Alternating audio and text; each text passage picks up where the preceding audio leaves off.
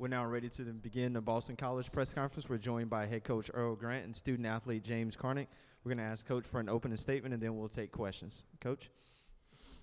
Yeah, guys played really hard with a lot of energy and effort, followed the game plan, and just came up a little bit short. You know, Miami did what they needed to do to keep the game one possession all throughout the night, and then at the end, they found a way to get a layup on us at the buzzer.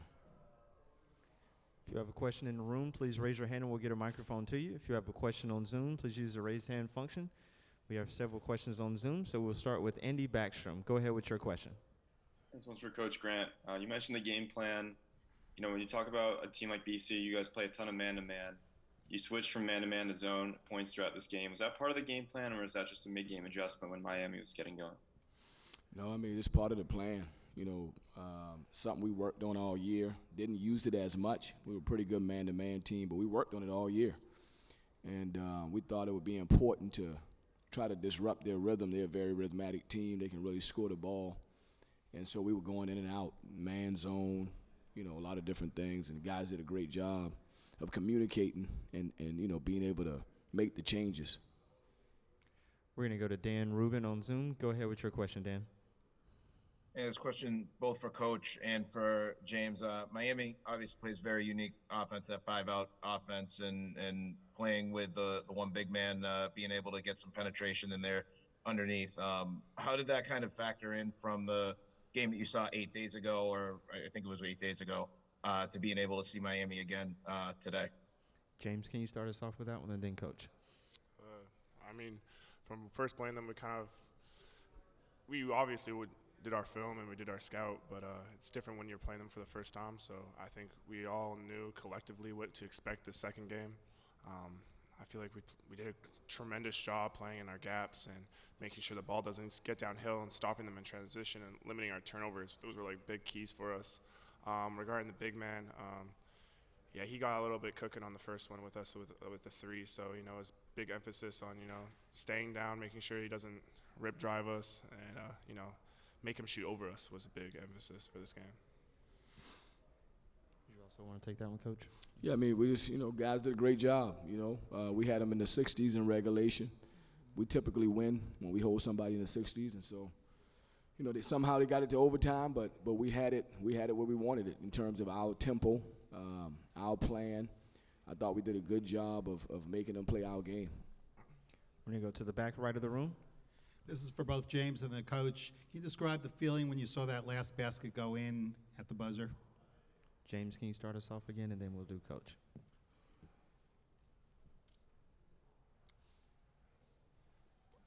I mean, surreal. I couldn't believe it, honestly. I saw him leaking out. I saw him opening, but just in my mind, I was like, no, there's definitely not enough time. Something's we're gonna get, or he's gonna miss it, or something's gonna go away. Because we fought so hard. We just this. I've been saying it, like, and I'm not trying to say I'm a fairy tale believer. I believed we were gonna win this championship, and I believed we were talented enough, and we had the guys to do so. So after working so hard and just seeing that, and you know, they kind of forced us into overtime. I thought I couldn't believe it. I thought, no way, like, this is our season. So. That's pretty much what was mine. Yeah, it was tough. I mean, you know, a big key was keep them out of transition, and we did. And then they got one at the end, you know, so a transition basket. I got to go watch the film. I mean, I don't really know what happened. There was a lot going on that last 2 minutes, so a lot of plays, a lot of things transpired, so I don't know exactly what happened, but I really didn't think he had enough time to go lay it in. We're going to go to the right side of the room. This is for James and Coach. Just how difficult is it playing in back-to-back overtime games? Coach, if you want to start us out with that one, then we'll go to James. You know, I don't play in terms of, it's probably a better question for the player, but in terms of the preparation, it's hard because you do have to prepare. So you do have to watch a lot of film. You got a game plan. You got to stay up late. You got to get up early. But that's the mental side of it, and a little bit physical because not a lot of sleep. You know, you really don't get a lot of sleep. For the player, you know, that's a different question because they actually playing 30 minutes and 35 minutes. So I think that's a better question for James. Yeah, I mean, Coach touched on the preparation side. That plays a big factor. You know, getting on to the next one because you can't get stuck in your last win.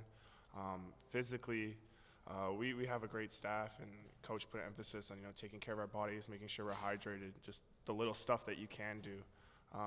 For us, I got lucky. I got QP. We kind of able to split the minutes. So I mean, that's probably a better question for like Jay-Z or Makai, but they're warriors. So you can make them play 70 minutes, and they're still up at it the next day. So yeah, I mean that's something about this team. That's our thing. Gritty, not pretty. We're going to be able to fight through things. We have to play 3 games in a row, 4 games in a row, 5 games in a row. We're capable of it. So We'll go to Paul in the middle. Yeah, Coach and James, I keep watching that last play over and over again. It was such a heady basketball IQ play, the way they got the rebound, got the pass out so fast. Post ran as hard as he possibly could to get back. And it's almost impossible to defend that last shot. I just wanted to know, I know you have to look at the film, but it was pretty much unstoppable, that shot.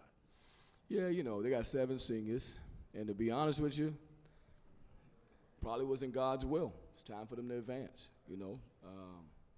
I hate it for us, but 7 seniors, legendary coach, been doing it for a long time, having a great year.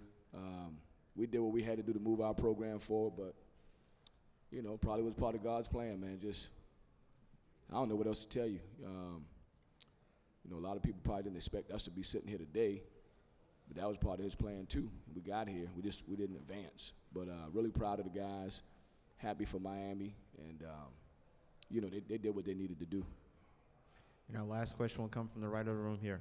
Hey, Coach, I was just wondering how the strong finish to the season in this tournament, how do you think overall that what that says about the foundation that you're trying to build or that you have built in year 1 at BC? Well, we knew we had a hill to climb, and we know we still got to climb. But the 3 seniors who played this year, they actually helped us get from one place to another. We're not at the top, but we're not flat at the bottom neither. And so, and we talked about it all year. It's certain effort you got to put in, certain toughness you got to have, a certain togetherness you got to have, certain humility. You got to kind of be a guy that can wake up every day and roll your sleeves up and go to work. Like some of these men in the world who work graveyard shift every night from 7 to 7 p.m., wake up 7, get off at 7 a.m. They got a family to feed, so somebody dependent on them. So, we ask our guys, get up, go to class, get up, come to practice, take care of your bodies. And so that's really what we've been doing, trying to get them to be a dependable man, and I think winning finds you when you start becoming a dependable everyday man. And so I think that's what happened to us. We've been fighting for that all year, and then here today, here the last couple of days, we just was a group of guys that people can depend on. I just want to say one thing too. As a player that transferred in like 2 years ago, and then having Coach Grant here, the type of culture Coach Grant set day one is just, I have to commend him. It's a completely different, made practices, coming to practice enjoyable, just the whole culture, the environment, it was just such great, from staffs to managers to players. He did an amazing job from coming in from first year. Like, there was days where I just didn't want to come to practice just because of the culture that was set, but that was unacceptable with Coach Grant. So I just really have to commend him. He did an amazing job, and I loved playing for him.